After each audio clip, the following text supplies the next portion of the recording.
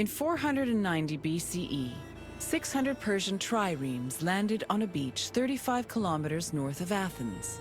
Standing in their way were 11,000 hoplites led by the prestigious Athenian general Miltiades.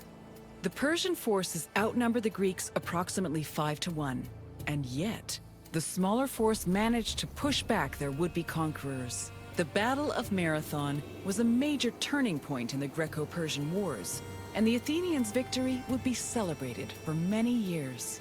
The modern-day distance-running event is named a marathon in memory of a soldier from the battle who ran back to Athens to announce their victory, though whether this is real or legend is uncertain.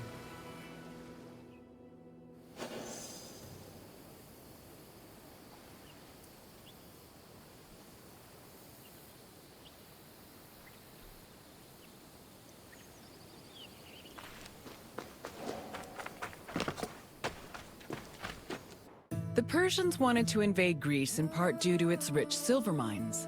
In 545 BCE, they came closer to this goal after their victory over Croesus, the king of Lydia.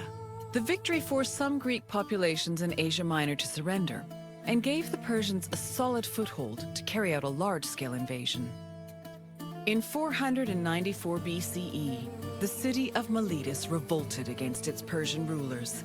They were aided by Athens and the nearby city of Eretria, and even burned down an important Persian temple.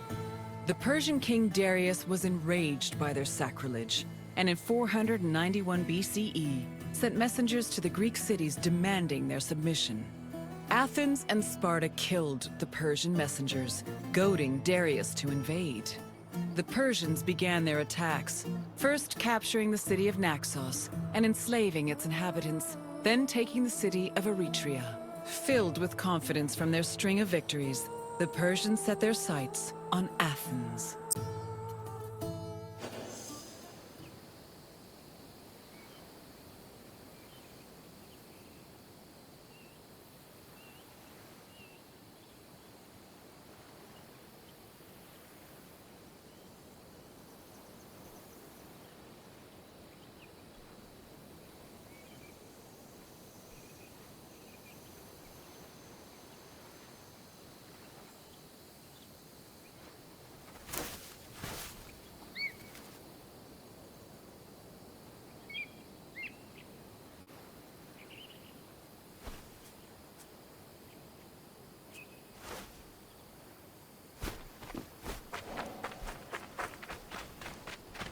The Greeks were surprised by the ferocity of the Persian attacks.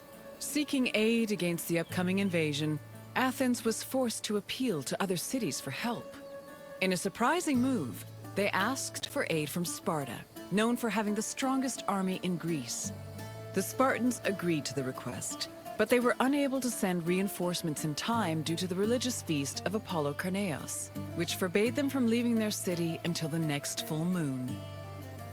The only extra help Athens managed to acquire was from the small Boeotian city of Plataea, which sent an additional 1,000 hoplites. This was the first time in Greek history that their entire civilization was under attack from an external invader.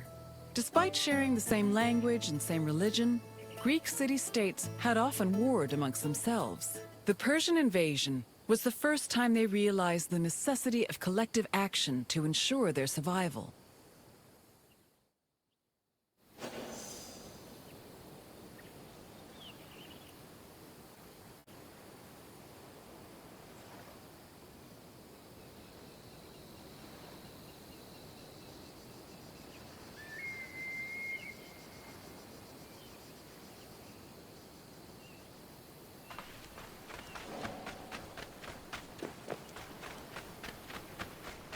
The Persian fleet originally planned to land at the port of Phaleron.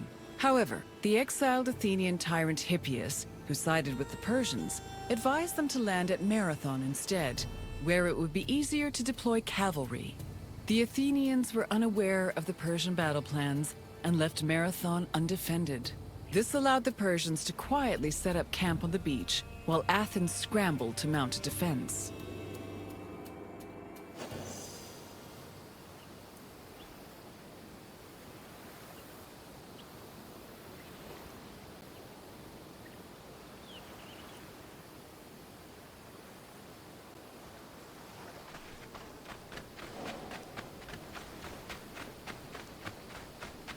The Persians' overwhelming numerical superiority forced the Athenians to get creative with their defensive strategy.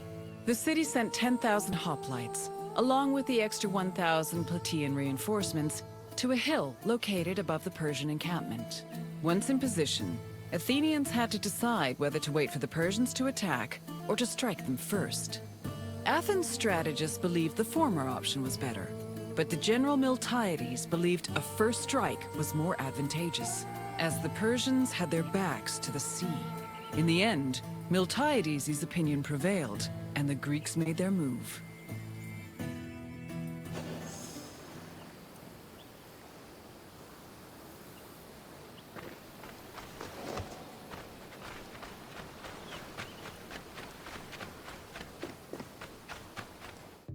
According to Herodotus, the Greek forces charged at the Persians without archers or cavalry. The Persians were unprepared for what they saw as an act of madness. While they were able to hold the Greeks back at first, they were eventually pushed back to their ships and forced to retreat. The Persians suffered heavy losses during the battle, with approximately 6,400 casualties. The Athenians, on the other hand, only lost 192 soldiers.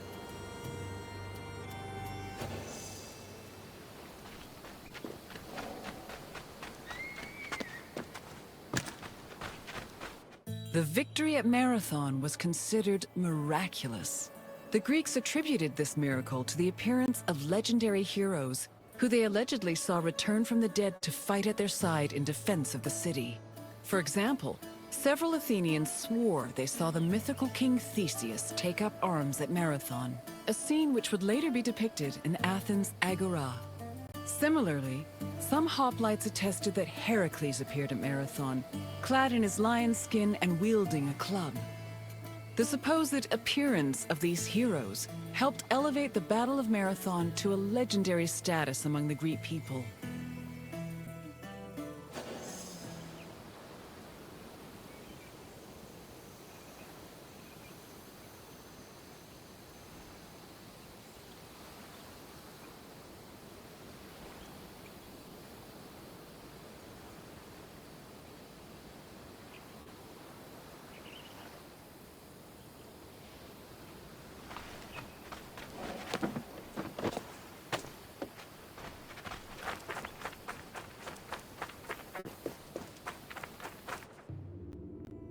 After the Persians fled Marathon, they tried to invade Athens by way of the Bay of Phaleron.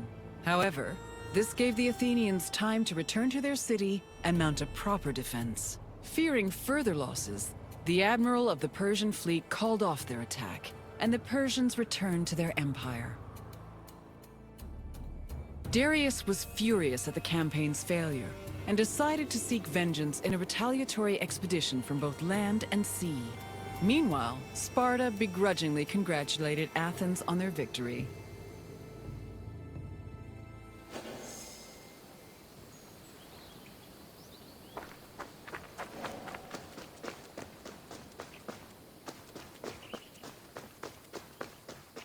The victory at Marathon marked the beginning of a new era for Athens. According to Herodotus, Athens' success at pushing back the Persians ranked them first in the ongoing competition between the Greek city-states.